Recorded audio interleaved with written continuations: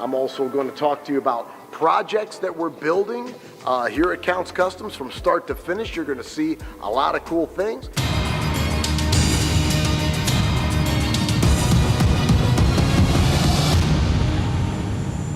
In 2021, Danny Koker's world was cut to black. 1 minute, counting cars was a staple on television. The next, it was gone without explanation, and the silence didn't come empty. Behind it was a chain of events that didn't line up with the version fans thought they understood. A story that shifts depending on where you look, and one that only gets more complicated the deeper you go. Motorcycles, cars, music, three things that I grew up in, and I'm blessed enough to be able to continue to do all three of those things and pay the bills with it. What really happened behind the scenes? Join us as we reveal what has been happening with Danny Koker.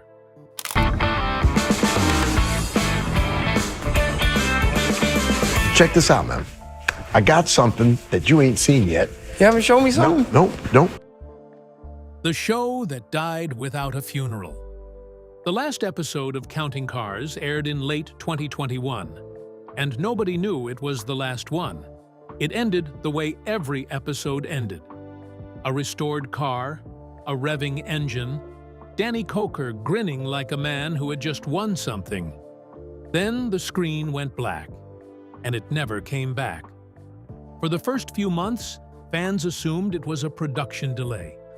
COVID had derailed every major show on television, and hunting barn finds during a global lockdown was never going to be easy.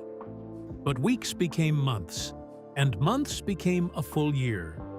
The History Channel quietly removed Counting Cars from its promotional schedule. Danny's social media stopped updating. There was no press release, farewell episode, or explanation of any kind, just a void where one of cable television's most watched automotive shows used to be. The internet did what it always does with a void. It filled it. Tabloid headlines started appearing almost immediately. One claimed the FBI had raided Counts Vamped. Another said that Danny had been arrested for fraud. A third suggested he was seriously ill and hiding it. None of those stories had a named source, a court document, or a single verifiable fact attached to them. That did not slow them down. Each headline got shared, recycled, and dressed up with a new thumbnail until the lies had their own momentum. Neither Danny nor his team said anything. For a man who had spent 9 seasons being loud, opinionated, and completely unfiltered on camera, the silence was so out of character that it made people believe the rumors even more. The official explanation, when fragments of it eventually surfaced, was purely financial. Automotive restoration programming had become one of the most expensive cable television formats. Each episode bled tens of thousands in parts alone, and the ratings that once pulled 3 million viewers had quietly dropped to half that. The History Channel had seen enough. But that official explanation only accounted for what the History Channel decided. It said nothing about what had already been happening inside Counts Customs long before anyone from the network made a phone call. Something had been quietly destroying the business from within, and it had started years before the cameras stopped rolling. Counting Cars was not the first casualty in that corner of the network. American Restoration, the show that ran alongside it and shared the same Pawn Stars universe, had already been canceled in 2016 after a fraud scandal involving its own cast. By the time Counting Cars went quiet in 2021, the entire block of automotive programming that had owned the History Channel's Tuesday nights for nearly a decade had effectively ceased to exist. What had once been a connected world of garages, pawn shops, and restoration bays that millions of viewers treated as appointment television was gone without a formal ending. Counting Cars was the last one standing, and then it wasn't. What was draining Counts Customs dry long before the History Channel made its call? And who was doing it? And these cars are challenging. They're challenging for all of us, but especially for Ryan. I know that this Charger is going to be stunning in the end, but the question becomes, is this the Charger that's finally going to win over Ryan? Man behind the count. Danny Koker did not stumble into his reputation. He built it piece by piece, starting in Cleveland, Ohio, where he grew up inside two very different worlds that most people would never think to combine. His father and uncle were Ford Motor Company engineers, and the sound of engines being torn apart and reassembled was as ordinary in the Koker household as the dinner table. But another sound ran through that same house. His family toured churches and revival tents across the Midwest as a Christian singing group, with young Danny on piano from the age of 11. By 12, he could play anything from classical to gospel by ear. By 16, he could rebuild a carburetor from scratch. Most people would have picked one. Danny never saw them as a choice, and that refusal to choose a single lane would define every decision he made for the rest of his life. When he arrived in Las Vegas as a young man, he landed a job hosting a late-night horror movie program called Saturday Frights at the Movies on a local television station his family had a stake in. He created a character named Count Cool Rider, with a cape, bad jokes, and genuine charisma, and became a cult figure to an entire generation of Vegas kids who stayed up too late watching terrible monster films. That was his first real taste of what a camera could do for a personality like his, and it stayed with him. In the late 1990s, he opened Count's Customs, a restoration and custom build shop that quickly became one of the most respected operations in Las Vegas. Alongside it, he formed Count's 77, a hard rock band playing the kind of 1970s style music that suited a man who had no interest in whatever decade he actually lived in. Then came Count's Vamped Rock Bar and Grill, a dark, leather-soaked venue on West Sahara, where the house rule was volume first, everything else second. By 2008, Danny Koker was a Vegas institution, deeply respected, completely self-made, and almost entirely invisible to anyone outside the city. That changed when the producers of Pawn Stars needed a classic car expert who could speak on camera without sounding like a textbook. Someone pointed them toward Count's Customs. Danny walked onto the set, looked at a rusted 1970 Challenger, and rattled off its exact value, including the cost of every missing component. The producers were stunned. The audience loved him immediately. Counting Cars premiered in 2012 and ran for 9 seasons. For 6 seasons, the formula held, and the numbers proved it. But it was season 6 that showed exactly what Danny Koker was capable of when he had enough time, enough budget, and enough stubbornness to refuse anything less than perfect. The project was a 1969 Ford Mustang Boss 429, one of only 859 ever built. A car so rare that finding a restorable example took months. The engine alone cost $40,000.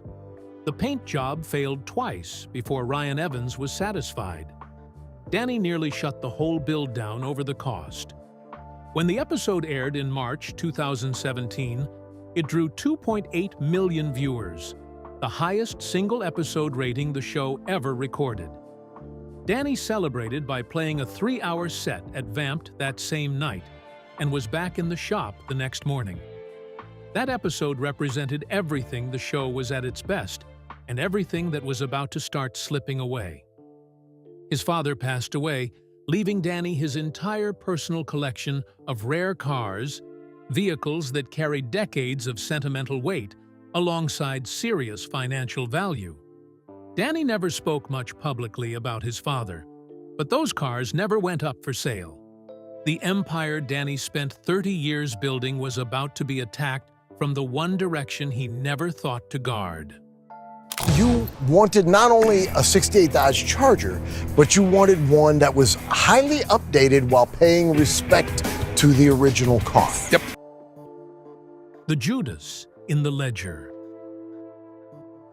Joseph Frontiera never appeared on a single episode of Counting Cars. He was not a mechanic or a fabricator. He was the bookkeeper, the man Danny trusted to pay the bills, track expenses, and keep the financial side of Counts Customs running, while Danny focused on the cars, the cameras, and the crew. He was, by every visible measure, unremarkable, which is exactly why nobody looked twice. For years, Frontiera handled the shop's finances with almost no oversight, and he used every day of that to his advantage. The scheme started small, a few $1,000s redirected here, a false invoice created there.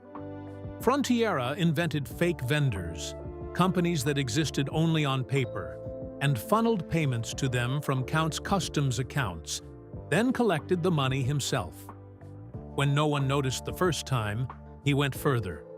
The amounts grew steadily from thousands to tens of thousands until the total reached over $75,000. Money that was supposed to buy parts, pay painters, and keep the lights on was quietly disappearing into Frontiera's pocket.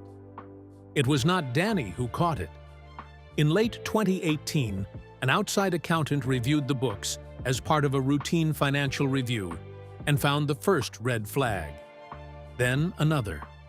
Then a pattern that was impossible to explain as anything other than deliberate fraud. Danny sat in silence as the full picture was laid out before him. He did not shout or threaten. He asked one question: who? When he had his answer, he did not go to the press. He hired a private investigator who spent months following the paper trail, tracking every fake transaction and phantom payment until the evidence was airtight. In 2020, Danny sued Joseph Frontiera. The case was overwhelming. Frontiera had no credible defense against the documentation assembled against him. The judge found him liable for fraud and embezzlement and ordered him to pay $41,000 in damages, less than the full amount stolen, but enough to put his name on a public legal record that would follow him permanently. The money could be replaced. The trust that had let Danny run that shop without watching his own back could not continue. When the History Channel eventually made its decision about the show, Danny did not fight it. The joy that had made 9 seasons worth filming had already been quietly drained by something that had nothing to do with ratings. Danny won in court and said nothing publicly. What happened next had nothing to do with Frontiera and everything to do with someone who had never stolen a single dollar. Hide the story from him as long as you can, and we will do our best to try to get her done in as timely a manner as we can with a car like this. The wrong man's mugshot. It started with a single image posted to a Facebook group dedicated to reality television gossip. The image showed Ryan, Danny's head painter, a man who had spent over 20 years at Counts Customs, wearing an orange prison jumpsuit. The caption beneath it claimed that the Counting Cars painter had embezzled $70,000 and that Danny Koker had covered it up. None of it was true. Ryan had never been arrested. He had never been charged with anything. He had spent 2 decades as one of the most loyal members of Danny's crew, turning down better-paying opportunities at other shops because he believed in what they were building together at Counts Customs. He was the kind of painter who could lay down a finish so deep it looked like the color existed inside the metal rather than on top of it. And the kind of person who never once used the cameras pointed at him to make himself into anything bigger than what he was. Within hours, the fake mugshot had moved from Facebook to Reddit, from Reddit to YouTube, and from YouTube to a dozen tabloid websites that recycled each other's content without checking a single fact. A creator with over 1 million subscribers posted a video titled "Something Close to Rot Inside Counts Customs," using the fabricated image as the thumbnail, and it accumulated millions of views before Danny's legal team could file a takedown notice. Even after the notice went out, the video stayed up, Frontiera's court judgment was public record. Anyone willing to search for 10 minutes would have found it. Nobody searched. The video stayed up for months. During that time, it continued to accumulate views, comments, and shares from people who had no idea that a court judgment naming the real thief already existed in the public record. The thumbnail, Ryan's fabricated mugshot beside the Count's Customs logo, appeared in search results every time someone typed Danny Koker's name. New viewers arriving at that video had prior knowledge of the show, no loyalty to the crew, or reason to question what they were seeing. To them, it was simply the story of a crooked garage that the internet had exposed. Meanwhile, in the same weeks that the video was spreading, Danny had a signed court judgment in his favor sitting in a filing cabinet. Two entirely different verdicts existed simultaneously. One real, one invented. And the invented one was winning. Danny's lawyers gave him the same advice they give every public figure in that situation. Do not engage. Responding to the lie would amplify it. Silence was the strategically correct move. Danny followed the advice, and the silence was interpreted as confirmation by the portion of the audience that had already decided what they believed. More lies followed. One site claimed Danny had been arrested for fraud himself. Another insisted he was promoting unlicensed supplements on cable news. Each story was more absurd than the last, and each one reached audiences who had no reason to doubt it. No verified criminal conviction against Danny Koker exists, and there has been no record of an arrest or sentencing. The man the internet spent months prosecuting in its comment sections had already won the only real legal case connected to his shop. What did the years of silence actually cost him? And was any of it worth what he lost next? My shop is very unique. We do things differently here. For us, it's all about making them as stylish and beautiful as they can be. Last Call and the Hidden Empire. Count's Vamped Rock Bar and Grill had been open since 2009. In 16 years, its stage had held members of Pantera, Black Sabbath, and Skid Row. Local bands packed the room on weeknights. Danny played piano there until 2 in the morning on nights when nothing else was scheduled. For a man who had spent his entire adult life running between a garage, a television set, and a stage, Vamped was the one place where all three versions of himself existed in the same room at the same time. In May 2025, Danny listed it for sale at $4.3 million. The final show took place on June 28, 2025, and the doors closed the same week. By October, the price had dropped to $3.75 million, with a buyer in preliminary discussions who reportedly wanted to maintain it as a live music venue. What he said publicly, before the doors shut, was that he had new projects he could not yet discuss, and that the club needed someone with the energy to give it what it deserved after 16 years. The tabloids ran the closure as confirmation of everything they had been saying. Broke, finished, another Vegas casualty, and left out everything that contradicted it. What those headlines did not mention was the 1978 Lincoln Continental that Danny donated to Steven Tyler's Janie's Fund charity event in February 2025. Fully restored, with 14,000 original miles, it sold at auction for $300,000, the highest bid of the entire evening. In February 2026, he returned to the same event with a fully restored 1962 Cadillac Coupe de Ville, which sold for $175,000. His net worth is estimated at $15 million, built across multiple revenue streams that never required a television camera to generate income. Count's Customs continues to operate as a working shop, a museum, and a public attraction. Count's Tattoo Company, which Danny co-founded with Mötley Crüe vocalist Vince Neil, operates inside the Rio All Suite Hotel and Casino. His private collection includes over 50 classic cars and 70 motorcycles, among them pieces for which he has turned down six-figure offers.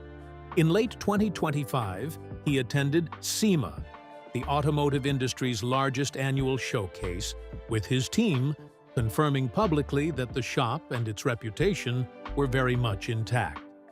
Count's Customs itself remains open and operating in ways that go beyond a working garage. Fans who make the trip to Las Vegas can walk through the shop floor and see the actual builds from the show up close. Vehicles that were restored on camera, displayed alongside the tools and equipment that built them. It functions as part garage and part museum, and the foot traffic it draws has nothing to do with whether a camera crew is present. The shop's social media continues to document new projects, event appearances, and band dates for Count's 77.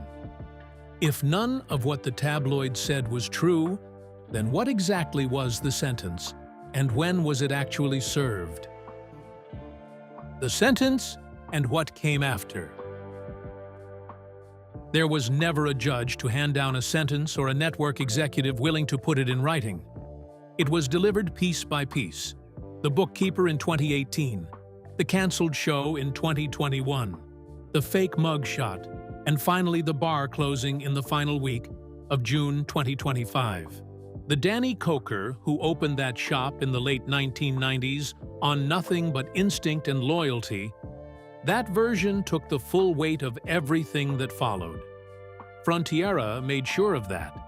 Between 2018 and 2025, the show ended, the bar closed, and a fake mugshot put an innocent man on trial in the court of public opinion, while the real verdict sat, ignored, in a filing cabinet. What replaced it arrived publicly on March 31st, 2026, when Count's Culture premiered simultaneously on YouTube, Spotify, Apple Podcasts, and Amazon Music. Shot inside a purpose-built studio on the lot at Count's Customs, the show brings Danny together each week with guests from music, motorsport, and entertainment. The kind of people who never fit neatly into anyone else's idea of a career. The debut season features radio personality Eddie Trunk, UFC Hall of Famer Randy Couture, and former Kiss guitarist Bruce Kulick. The format is unscripted, unhurried, and entirely on Danny's terms. The Count did not disappear. He just stopped performing for people who had already decided the ending. If Danny Koker had spoken out immediately, shown the court documents, and called out the false headlines, would it have saved Count's Vamped or made things worse? Frontiera was left with a civil judgment, while Ryan was left with a fake mugshot that millions still believe is real. At what point did Danny's silence stop protecting him and start finishing what his enemies began? Share your thoughts with us in the comments section. Remember to like, share, and subscribe for more. Also, click the next video showing on your screen. You will enjoy it.